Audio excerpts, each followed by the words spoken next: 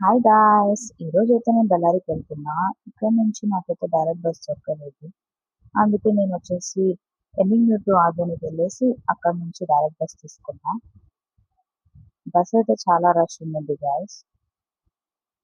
ఆ బస్ ఎక్కాక ఒక 15 మినిట్స్ వరకు నాకు వెయిట్ చూపించాడు. ఎందుకంటే అది ప్రైవేట్ బస్. ఈ బస్సులో వచ్చేసి లేడీస్ స్పెల్లింగ్ కూడా రాదు గాయ్స్ వీళ్ళకి. LADISE అంట.